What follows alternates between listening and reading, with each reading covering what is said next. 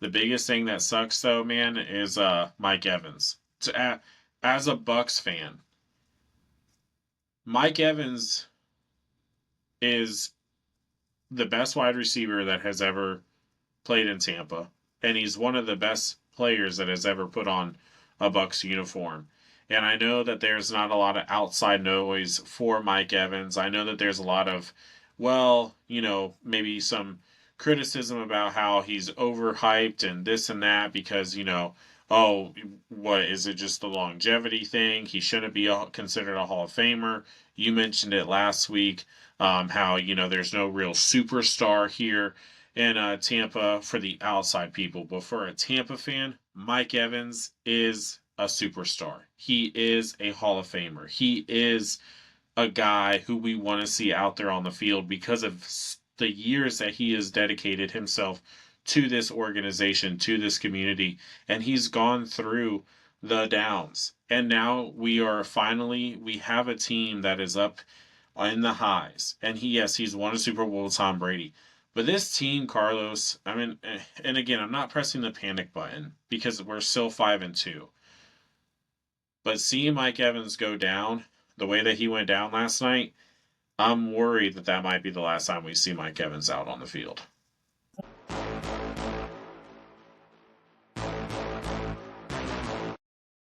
Hello, everyone, and welcome to the Beardzone Sports Talk. My name is David. I got Carlos with me, and if you are a football fan in the state of Florida, this is the podcast for you. We cover everything from college to NFL. We cover the Miami Hurricanes, Florida State. Then on the NFL side, we have the Miami Dolphins and the Tampa Bay Buccaneers. So if that is something that you are intrigued in, hit that subscribe button, do us a favor, share it with your family and friends. Carlos, it has not been the best weekend for both of us on both the college side and the NFL side. Heartbreaking loss, Tampa to Detroit. We'll definitely get into that, but I want to get into this. I want to get into this, Carlos, because the Miami Dolphins got absolutely mollywopped by the Cleveland Browns, and it wasn't even close, man. And Tua is looking uglier and uglier each week. Uh, it's been a rough weekend. Both teams lost. I used up my last free therapy session, so now I have to start paying for them. And we're only 7 weeks in, so there's 10 more weeks to go. And those are get Oof. expensive. But luckily, you can get discounts. Use hashtag I'm a Dolphin fan, and you will get that discount code. They understand fully. It's terrible, man. You're right. I at one point somebody I thought was going to need to call for Mike McDaniel just to like hand him a drink or something. He just looked so disheveled. Like he didn't want to be there. It's cold. It's raining. I'm in Cleveland and I'm getting smacked by Dylan Gabriel. Like who would ever thought that that day would have came for Miami? But no bright spots. They're Dolphin fans are calling for Quentin Ewers now. Put him in. Could it be any worse? I don't think so. He threw a pick though as well, so I don't know if that's any better. So, or no, wait, sorry, his pick got called back. But he did show some things that did like show some serious arm strength with Ewers. So maybe it is time, but McDaniel's not going to do it. He's going to go down with this ship and he's going to ride with Tua as the his first captain, and it's not good, man. The team itself in general is bad. It you hate to say it as a fan of any team, but it is a time for a fire sale. Take what you can get for any player that's making over 25 million or around there, because I don't see anything that's going to help you win at this even next year. Like unless they're going to free up some cap real fast and decide, hey, I'm going to do my job as general manager and get what wins, and that's in the trenches. Because they have not addressed that. Like it's just not. It's not good, man. I was trying to find. I mean, A Chain's probably the only bright spot, but at some point they're going to get that kid killed. Like there's only so many screens and stuff. Yeah. At some point, he's not Yeah. big enough for it. He's just No. not a big running back, and you can't ask for it. I mean, when Des Eckridge is your leading receiver, I didn't even know this guy played on the team, and he leads the team in receiving, and you're at the point where, man, it's a dumpster fire. Just Jalen Phillips, you're not going to re-sign him. Trade him. Go find somebody. Get a 3, get a 4, get a 5 for him. I mean, that's where honestly the good teams win, and that's the draft rounds 3, 4, and 5 where you win. Yeah, And the Dolphins have to, that's a whole different episode. But they've got Bradley Chubb. I'm sure there's a market out there for him to get like a 3 for him. Let you get a team real desperate. He might be, bidding war. He might be able to squeeze out a 2 maybe at best. But I'm even open to Jalen Waddle going. Like I think there's enough next year in the free agency. I mean, if you keep him, he's not terribly priced. I mean, 25 million, but um, yeah, there's a lot. The problem is you're going to ride that Tua contract out for a good while because it's brand new. It's 4 years, 212 million, I think it was. So it's yeah. got It's 3 more years. But you do what you got to do to win. It's about you winning, do. and I You do think what you. you I have to do, and you have to win. I mean, the Saints have been somewhat surviving their salary cap hell, although they're not a winning franchise anymore. but They're they're building young. they're building young, exactly. So, and that's exactly what I think you need to do here in Miami. I mean, I think it starts with the very top. I think you get rid of Chris Greer. I mean, the guy is not drafted very well. It's obvious he's not put depth there in Miami, and then you move down. Mike McDaniel needs to go, and then you move further down and see what you can get for Tua. Because at this point, I just the fans don't want Tua there, and there's something going on with Tua where anytime that he's at the podium, he just does not take he doesn't want to take accountability, which just kind of pisses me off. It's just like, dude, you are a quarterback. We've already had this big Yeah. spiel about this, a couple episodes ago, so I'm not going to go down that road, but for God's sakes, man, just take some accountability. I mean, it's just stop putting the blame on other people. And it just doesn't feel like that there's any accountability there. It doesn't feel like anybody wants to be there. And Carlos, you mentioned it earlier. Man, this is only week 7. This is going to be a long. We still got 2 more months of football to play, man. And I mean, that's going to be a really long season, no matter who stays or who goes at this point. So Miami is looking rough. You are in a fire sale, at this point. Just get what you can for the talent, because there is talent here. There is talent that people will take, and some teams will be willing to eat some of those contracts to get that talent. But you got to just do what you have to do and just, start from scratch. Start from scratch.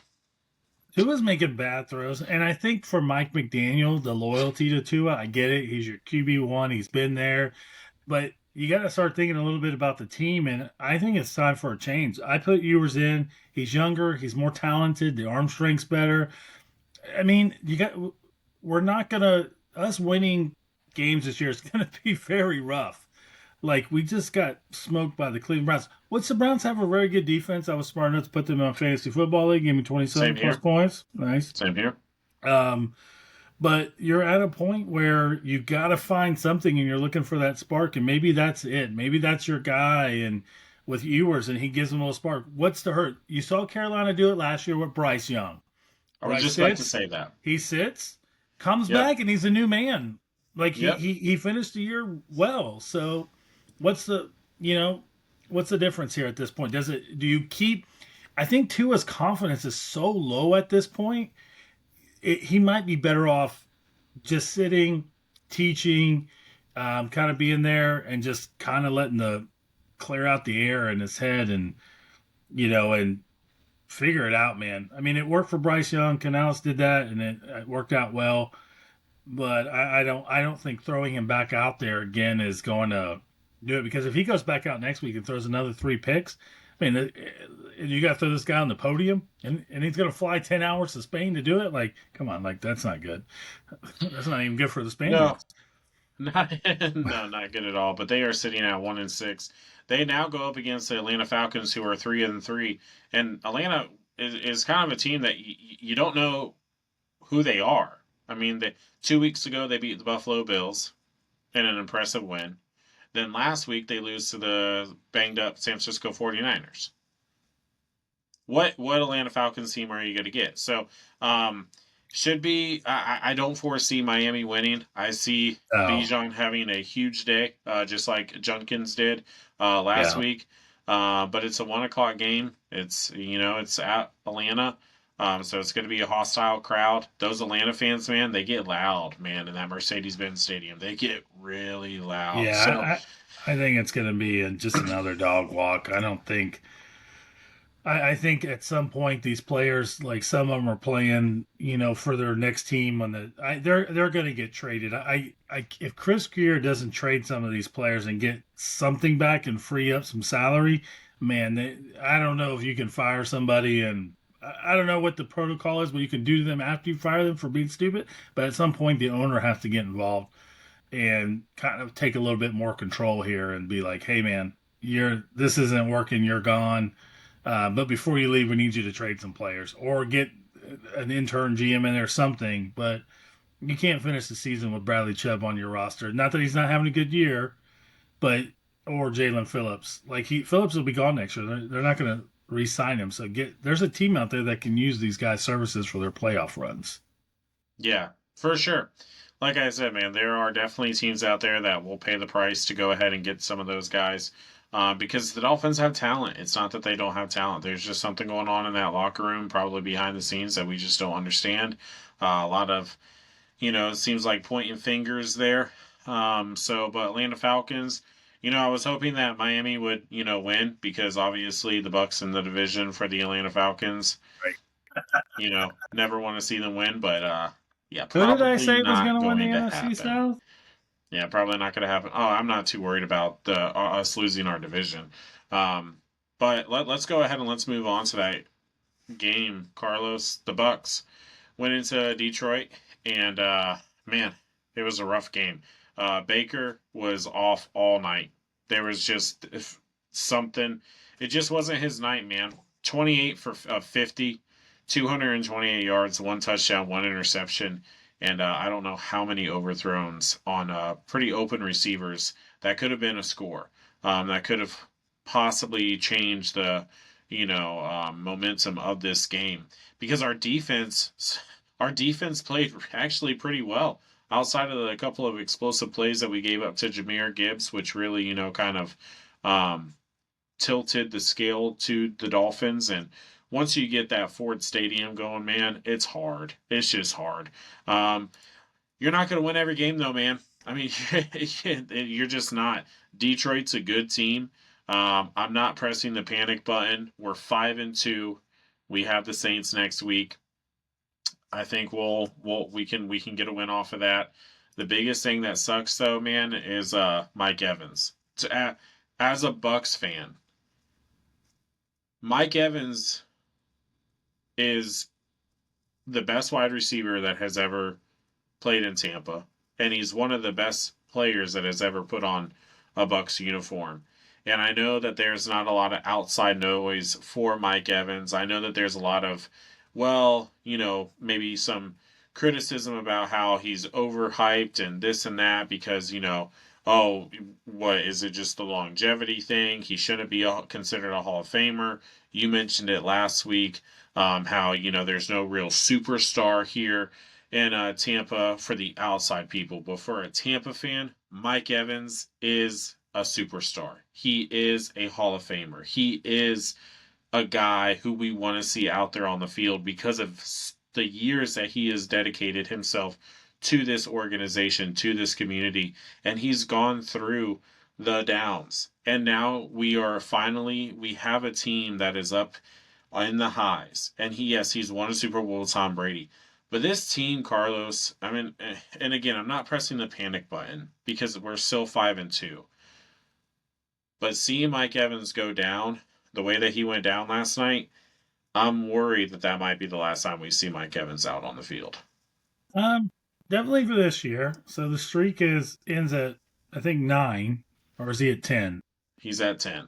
10. So it's definitely going to end. So Jerry Rice, you're safe. I will say that there was a surprise. Detroit was able to jump out very quickly and surprise the Bucks, but I thought overall I felt like the Bucks were manhandled. I feel like Detroit put a Motor City whooping on them. I mean, they only rushed for 41 yards. That's White was no factor at all. Baker was off. He did make some. I think maybe he was a little just too amped up, and that usually will cause those overthrows. Or he's just not his footwork's off. That normally what does it for these guys. But he's got Aiden Hutchinson bringing down his neck. I've never seen Tristan Wirfs. I will argue for him that he's the best left tackle in football. Aiden Hutchinson put a move on him that made him look like he was the Dolphins left tackle. This guy, the spin move and the shoe away with it, and I thought Wirfs was going to go down, and I'm just like, wow, this kid is for real. Hutchinson came out of Michigan. I knew it was going to be a great talent, but they put a lot of pressure on the Bucks up front, and it showed. Baker was kind of on his heels a little bit. He didn't have that mojo, but you have to give a lot of credit to Detroit, man. Great interception off Cam Otten there. Just like that's my ball. That's literally all that was. That's my ball. I'm taking it. But Bucks defense really buckled down the second half, and they contained the run pretty well. Gibbs is just an animal, but they did a really good job. I mean, other than the 78-yard touchdown, he only had about 50 more yards. So, and they did a good job of slowing down. Amon got, like, say, other than that first 20 minutes, 25 minutes of the game, the Bucks defense did hang in there, but man, that offense couldn't do anything. And then when Evans went down, you could see it in Baker's eyes. It took a little bit out of, I think, the team. It was good to Yeah. see Mecca out there. I didn't think he was going to play, but he really wasn't too much of a factor, No. at all, really. So, No, I mean it was just one of those games where hey, you have to take it on the chin. I mean we're still a playoff contention. I've heard so much stuff though, man. Bucks fans, listen, there was definitely an iffy call with the whole, and on the second look, that was weird. Um, but we can't put the blame on the refs in this game. At the end of the day, I think we beat ourselves. Actually, no, the Lions just beat us. I mean, it was just pretty plain and simple. I mean, Detroit came out there. They were pretty pissed off, from the Kansas City Chiefs games, and it just we just could not get in sync. Like I said, I'm a big Baker Mayfield fan. I love Baker Mayfield. I think that he is going to be our guy, hopefully for the next 10 years, right? Because he's still young. Um, but he just was not. There was something off with him last night, and it most likely was because he didn't have a whole lot of time. That pass rush there played out of their minds, and then let's give some serious credit where credit is due for that Lions secondary. We had guys out there that we have not talked about all year long. One guy was out there who made the interception. He that was like his first start, basically. Then you had, they didn't you have Brian know, Branch. they didn't This have whole no, thing, he was suspended for a game, I think, by the team, and he didn't play.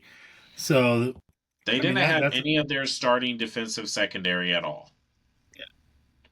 None, none whatsoever. So it was it was a hell of an effort by the secondary there. Well, we at full strength, absolutely not. But they did play very well. Hats off to you, Lions. You guys are an incredible football team. We'll probably see you guys again in the playoffs. Hopefully, the scale will tilt our way. But now we're on a short week. We're going up against a divisional opponent. Luckily, it's the New Orleans Saints. I'm not too worried about this. I really am not. We should be 6-2 going in, to the following.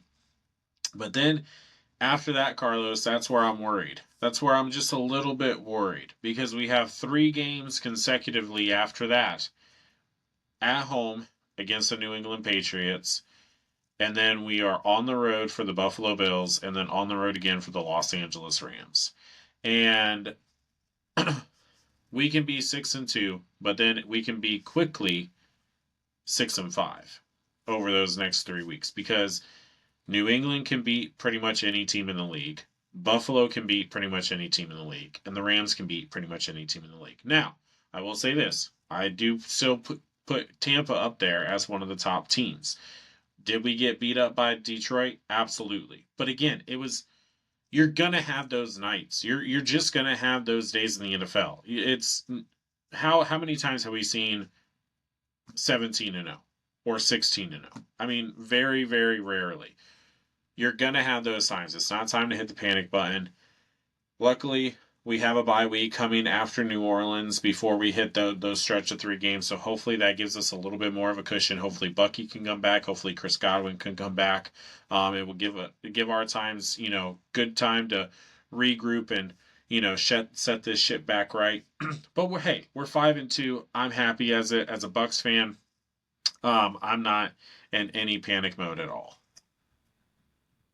I don't think it's that time quite yet. And then at the end of the back end of that schedule is not.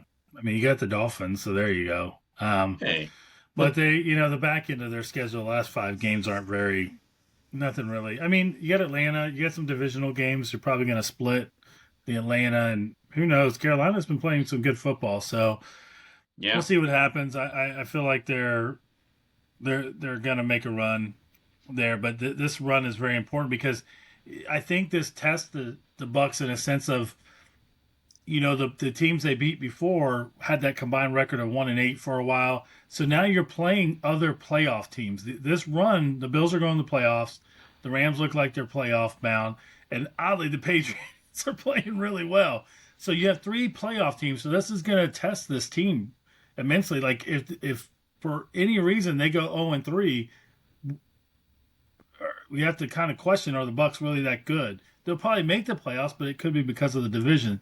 But this is a good test for them because they are playing these teams that are going to be playing in January. So it'll yeah. be interesting to see how they bounce back. I mean, they'll bounce back. It's a good. I guess in a sense, I want to see the Dolphins or the NFL's version of a slump buster. So Saints are kind of in that same boat. Yeah.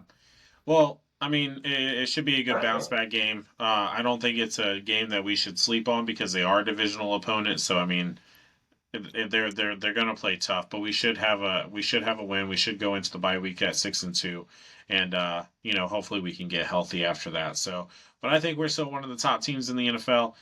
There was a lot of questions back when we won the Super Bowl back in 2020. How like, oh well, of course they beat up on this team. Oh well, of course they beat up on this team. But when they played the Chiefs or when they played someone contentious, we ended up losing those games, but we were the ones that hoisted the Lombardi Trophy at the end of the year. I still think that we can do that this year. I just this they just have a lot of grit to them, man. They just have a lot of grit, and they're not fully healthy. I want to see them fully healthy, and I think those last few games there can be a nice, morale booster and going hot to the playoffs. So, season is definitely not over yet. We got to get healthy. We got to regroup. Hats off to the Detroit Lions. Y'all are a hell of a team, and hopefully we can, see you guys in the playoffs. But we are off to New Orleans next week. And speaking of next week, every week, Monday, Wednesday, Friday, you can follow the Beardzone Sports Talk right here on YouTube. And on Mondays and Fridays, we cover everything NFL. We cover the 2 teams that we just talked about today, the Miami Dolphins and the Tampa Bay Buccaneers. And then on Wednesdays, we cover all things college. So we have the Miami Hurricanes and Florida State. So do us a favor, hit that like button, hit that subscribe button. Follow us on all of our social medias down there in the description below. And until Monday,